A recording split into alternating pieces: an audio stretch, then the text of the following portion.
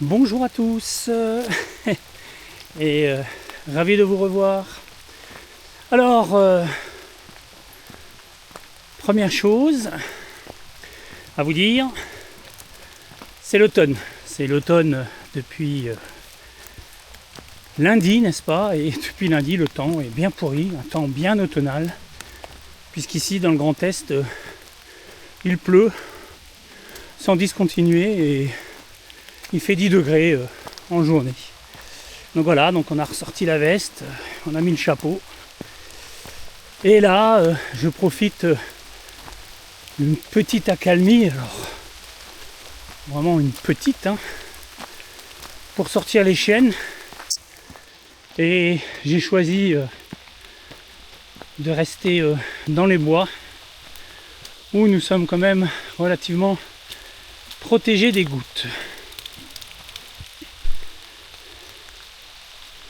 Voilà, donc je viens juste de couper la caméra. Je la rallume à l'instant pour y effectuer un tout petit réglage. Oui, alors, revenons au propos du jour. Ce n'était pas l'automne. Le propos du jour, c'est que j'ai décidé, durant tout le mois qui suit, là, à partir d'aujourd'hui, de n'utiliser ou d'essayer de n'utiliser vraiment que la Osmo 360 pour toutes mes activités vidéo. Je vous l'ai déjà dit par le passé, mais le slogan pour la Osmo 360 c'était All in One, ce qui veut dire tout en un. Donc c'est une caméra qui est capable de tout faire. Alors elle n'est pas excellente en tout, c'est le principe, on n'est jamais excellent en tout. Par contre, elle est d'une extrême polyvalence. Et s'il y a un produit peut-être que l'on pourrait acheter chez DJI pour un usage polyvalent, c'est l'Osmo 360 et je vais essayer de vous le prouver. Alors vous le savez peut-être déjà, mais moi ce qui m'intéresse, c'est sans prise de tête. Oui, c'est faire les choses sans prise de tête. Et donc, je pense qu'avec l'Osmo 360, on peut effectivement faire les choses sans prise de tête. Alors désolé pour les gouttes sur l'objectif. Régulièrement, je vais tâcher de passer le petit chiffon afin que vous me voyez encore. Mais bon, sinon c'est pas bien grave. Ce n'est que de l'eau. Et pour rappel, l'Osmo 360 descend je crois jusqu'à 10 mètres sous l'eau. Sans caisson, sans rien. Voilà, elle est étanche à 10 mètres. Donc elle sera aussi étanche à la pluie, je le pense. Hop, petit coup de chiffon. Et me revoilà. Alors quand je veux dire sans prise de tête, c'est sans aucune prise de tête. Et donc pour cette séquence, j'ai décidé de remettre la caméra aux paramètres d'usine. C'est ce que j'ai fait. Puis j'ai appuyé sur le bouton on-off. Je suis passé en mode mono-objectif vidéo et j'ai simplement mis en route en appuyant sur le bouton marche. Alors comme je vous le rappelle, l'un des avantages c'est que on peut sur l'écran avec les deux petites flèches du bas changer d'objectif. Voilà, c'est ce que je viens de faire. Ou alors en appuyant sur le bouton carré de l'Osmo 360, on obtient la même action. Je reviens de changer d'objectif. En ce qui concerne les réglages, comme je vous dis, je n'ai absolument rien changé. Ni précision, ni netteté, ni changement FPS, rien. J'ai laissé vraiment les réglages comme DJI les a mis à l'origine dans la caméra. Et comme ça vous permettra de voir si ce que je produis là est tout à fait regardable, ou juste potable, ou plutôt moyen. Je tiens donc à vous préciser que je marche en sous-bois et qu'avec le temps qu'il fait, là il est à peu près 16 heures, il fait plutôt sombre. Voilà ce que ça donne. Malgré tout, je trouve que l'image rend vraiment bien. Sissi. Moi aussi, ma petite Sissi. Hein. Voilà. Et là, j'ai Hermione qui se promène avec son bâton. On est tout bon. Donc voilà. À vous de me dire en commentaire si vous trouvez que ça se regarde. Je parle de l'image bien sûr. Le bonhomme c'est un peu plus difficile. Je fais ce que je peux hein, pour soigner mon look, mais bon, c'est pas trop le genre de la maison. Alors pourquoi agir ainsi aujourd'hui? Ben, tout simplement pour montrer que on n'est pas obligé d'appliquer tel ou tel réglage qui veut que l'image soit cinématographique. On n'est pas obligé d'appliquer tel ou tel réglage pour obtenir la magnificence. Hein. Parce qu'on a beau nous dire ces caméras sont aussi bonnes maintenant que les caméras professionnelles, que les appareils professionnels. Peut-être. Mais est-ce qu'on a besoin de filmer comme des professionnels? Est-ce qu'on a besoin d'avoir le top du top? Je n'en suis pas sûr. Moi, ce qui m'intéresse, petite goutte en plein au milieu de l'objectif. Hop, voilà. On essuie, on ramène. Vous aurez vu que la caméra compense la luminosité hein, de cette tache un peu blanche quand j'enlève le chiffon noir, en réalité bleu marine. Et c'est reparti pour un tour. Donc est-ce qu'on a besoin de tout ça? Personnellement, je ne pense pas.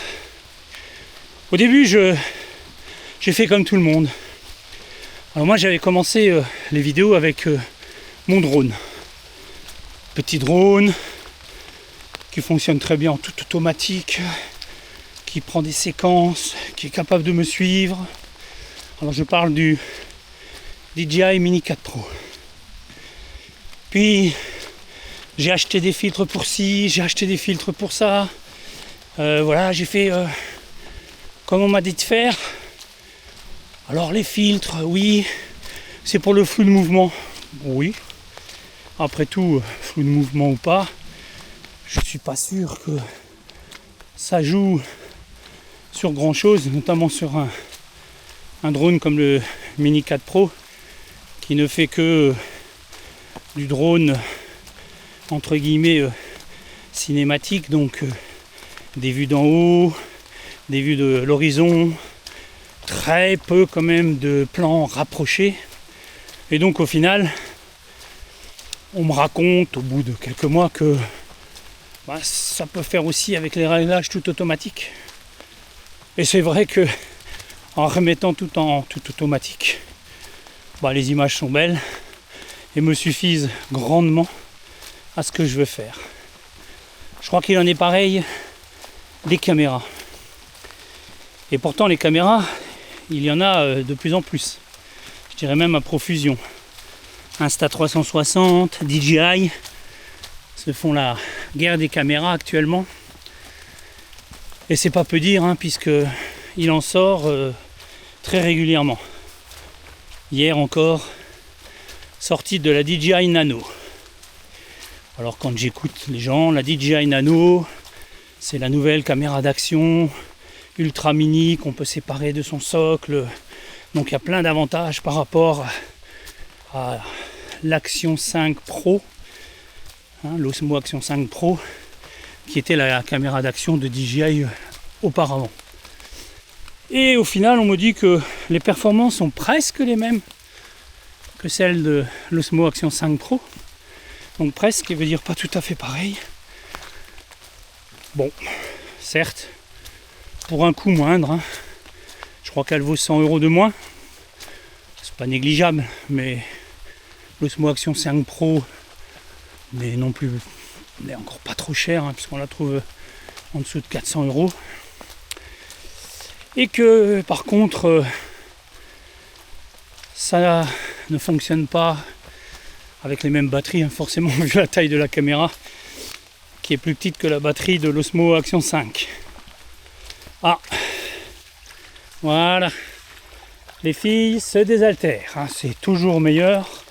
L'eau du ruisseau, là en l'occurrence de la boue, de la mare de boue, plutôt que l'eau de la gamelle.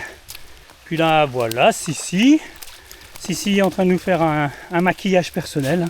Elle aime bien, ça lui arrive régulièrement. Bon, il va y avoir du nettoyage retour à la maison. Je vous reprends. Donc voilà. Et c'est vrai qu'on regarde les avis des uns des autres. Ah, on peut faire ça avec. Ah oui, super. Je suis pas sûr.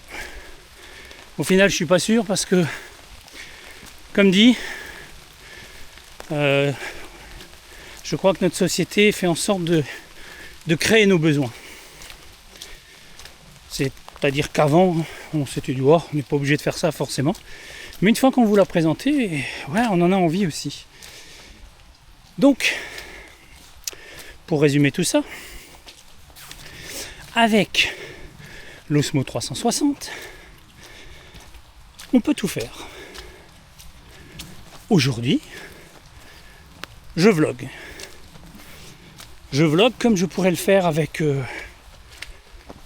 la DJI Osmo Action 5 Pro, ou comme je pourrais le faire avec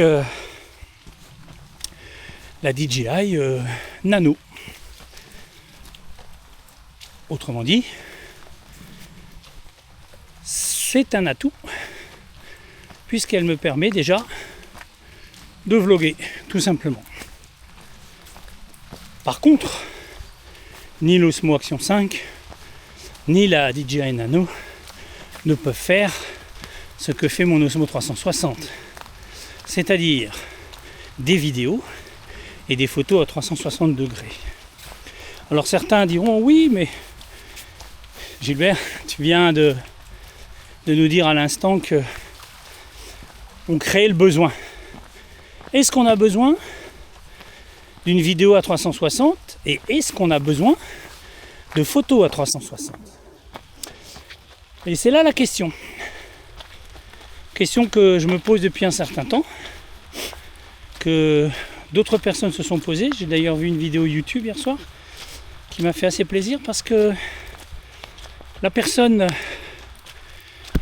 qui discutait se me demandait s'il y avait un réel intérêt aux vidéos 360 ou tout simplement à la caméra 360. Et il disait oui, il y a un réel intérêt et je le pense aussi. C'est juste dans l'utilisation qu'il faut peut-être voir quels sont les enjeux, les avantages, les inconvénients. Et là, c'est une autre question. Parce qu'il constatait, si, viens, on y va. Tout comme moi-même, je l'ai d'ailleurs constaté,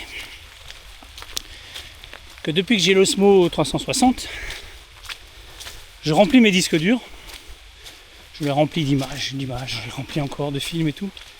Et après, tout ça s'entasse sur mes disques durs et j'ai du mal au montage. Alors j'avais déjà du mal quand j'avais mes drones.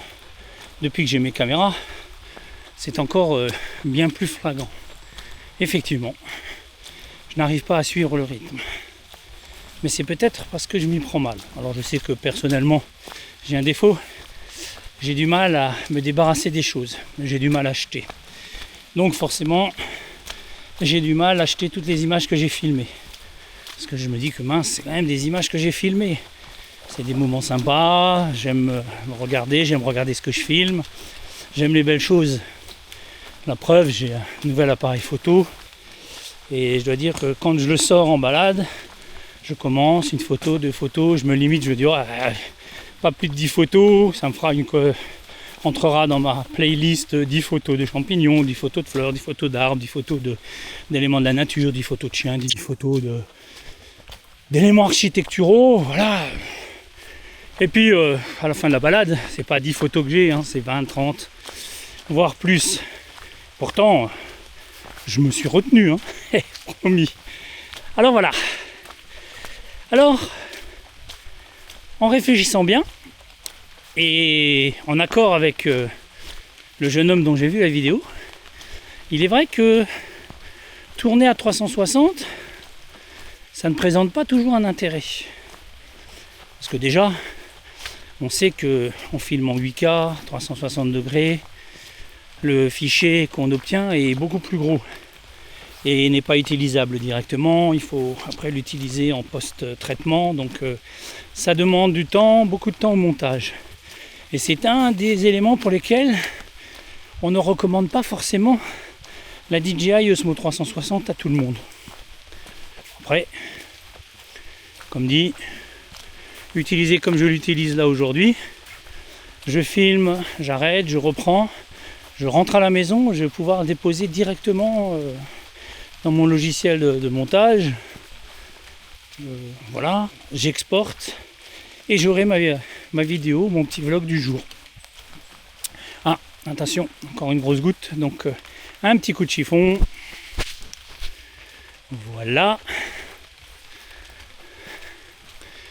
et c'est reparti comme en 40. Donc je disais, on peut donc utiliser cette caméra sans avoir besoin de faire du montage. Mais en 360, la vidéo, elle a un intérêt. Un gros intérêt, c'est que vous n'êtes pas obligé de viser. Je vous l'ai déjà dit dans une précédente vidéo, mais je vous en referai une. On tire la perche, on allume, on dégaine, et la caméra filme absolument tout ce qui est autour. Après, quand on rentre à la maison, au montage vidéo, on choisit ses images. Quel est donc l'intérêt ? L'intérêt est de profiter du moment. J'ai vu ça samedi soir lors d'un spectacle à la cathédrale de Strasbourg. J'ai tiré ma perche, j'ai allumé ma caméra, j'ai profité avec mes yeux du spectacle, et après, en rentrant à la maison, j'ai pu choisir quelques images pour en faire un montage. Montage que je n'ai pas fait d'ailleurs, hein, pour ne pas vous mentir. Comme je vous disais, j'ai un peu de retard. Mais bon, je compte bien le faire dans la semaine. Donc voilà, ça c'est le gros avantage de filmer les vidéos à 360. Mais sinon, il n'y en a pas plus que ça, ou en tout cas il faut faire attention à l'accumulation des vidéos les unes après les autres. Photographier en 360 degrés, c'est-à-dire en panoramique. Est-ce que cela présente un intérêt ? Et là je dirais oui, même peut-être plus que de filmer. Et j'avais remarqué lors de mes dernières sorties que j'avais pris l'habitude de très peu filmer, ou même de ne pas filmer du tout, mais de garder toujours un petit souvenir sous forme d'une photo 360. Alors quel est l'intérêt ? L'intérêt est le même que celui de la caméra. Vous mettez votre caméra à bout de bras, vous appuyez sur le déclencheur, 3, 2, 1, photo, ou 5, 4, 3, 2, 1, photo, ou 10, 9, 8, 7, 6, 5, 4, 3, 2, 1, photo, ou rien photo tout de suite, mais là en général elle est ratée. Je vois pas trop en 360 à quoi ça sert sans retardateur, mais bon, c'est tout simplement que c'est certainement plus simple pour le logiciel de la machine. Donc je disais une photo à 360, et cette photo, souvent, je la transformais après dans le logiciel DJI Studio, DJI Mimo, hein, selon que vous préfériez travailler sur le téléphone, la tablette ou l'ordinateur. Moi, à mon âge, alors je ne sais pas si c'est tous les gens de mon âge, mais je préfère l'ordinateur, l'écran est plus grand, j'ai une souris, comme disaient les guignols à l'époque de Chirac, hein, j'ai un mulot dans la main, c'est beaucoup plus simple pour moi de réaliser des choses précises et sympathiques. J'essaye avec la tablette. J'essaye aussi avec le smartphone. Mais bon, c'est pas encore ça. Alors, comme je disais, je prends la photo et j'en fais un petit montage de 20 secondes, jamais plus, ça peut être 20-30 secondes, un short, un réel, puisqu'on peut redécouper dans l'image le format que l'on veut, 9/16e, 16/9e, 3/4, 4/3, 1/1, un format qui pourrait être sympa, mais c'est vrai que on a tellement l'habitude, on est tellement formaté de nos jours de voir les choses en 16/9e au niveau de notre horizon, ou en 9/16e au niveau de notre smartphone, qu'on en oublie peut-être le petit carré magique de 1/1. Une réflexion pour de futurs travaux. Donc je disais, on peut reprendre à la taille qu'on veut et on peut donner du mouvement à tout ça, simplement en faisant bouger l'image, en la ramenant à des proportions ultra larges, extra larges, tunnel, tiny planet, enfin voilà, tout ce que l'on veut. Alors là, petit changement pour vous montrer que il a bien plu ces derniers jours. Ceci n'est pas une rivière, n'est pas un ruisseau, c'est simplement l'eau qui s'accumule dans le Valdec. Alors attention, des marches périlleuses, je bouge beaucoup, je glisse. Il faut savoir qu'ici on a un loess, donc un terre argileuse, ce qui veut dire que dès qu'il pleut, sur le dessus, même si ça peut paraître stable, en réalité ça glisse juste en dessous et on est très vite au sol. Bon, je repasse en mode selfie. Voilà, donc, toujours en appuyant sur mon petit cadran ou sur mon petit bouton physique au choix. Et donc je disais, il est facile d'en faire une petite vidéo pour les réseaux sociaux. Et ça reste une photo dont on a tout le décorum, on a tout ce qui est autour. Donc pour se rappeler un souvenir, je pense que c'est top. Parce qu'effectivement, quand je m'arrête, j'ai tendance à regarder un peu partout, voir comment c'est beau. Alors là maintenant, vous voyez, je viens de regarder au ciel, donc comment ça se passe, voilà. Quand je regarde, je découvre, je monte, je redescends, je tourne autour de moi-même. Et c'est comme ça que le lieu où je suis devient magique. Tout simplement, en tournant autour de moi. Et ça, en montant, en descendant. Et ça, la photo 360 le fait, puisque vous pouvez faire tout cela en la manipulant. Et après, il est simple de la diffuser, puisque de nos jours, que ce soit Facebook, Instagram, excusez-moi, ouais, ça y est. Heureusement que j'ai mis mes belles chaussures Gore-Tex, parce que sinon là, j'aurais le pied trempé. Voilà, donc je disais, il est facile de les reproduire et de les montrer. Facebook, Instagram, YouTube le permet, et même Google Photos.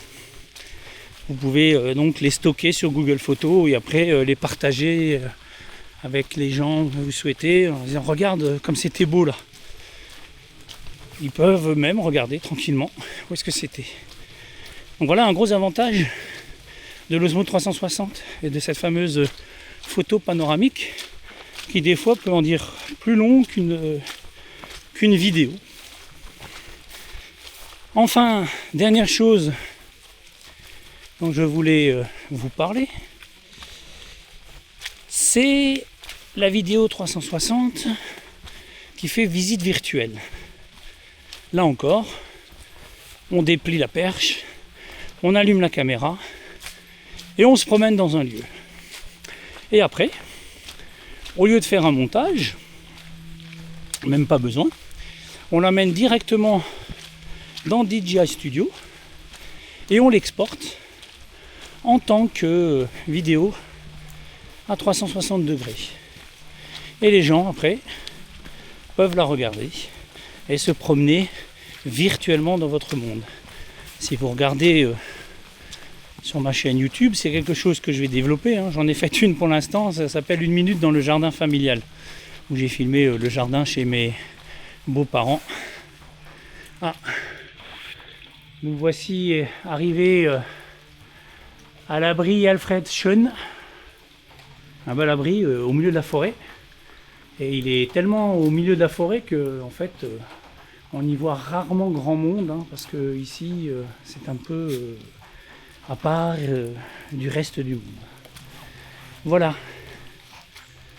Et oulala, petit champignon deviendra grand. Comme vous voyez, je peux venir filmer ça tranquillement. Quand je filme un objet de près, il y a toujours Hermione qui vient se mettre au milieu du cadre. Bon, bref.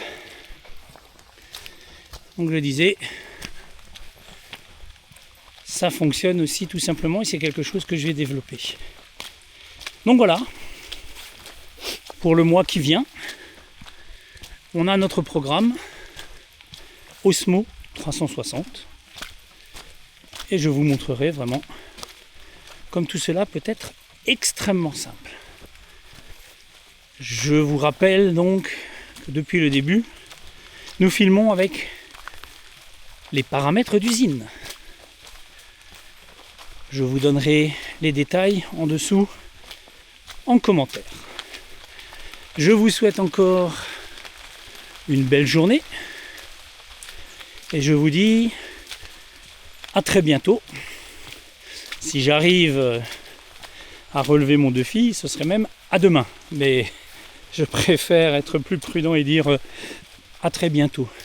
En attendant, portez-vous bien et que la force soit avec vous.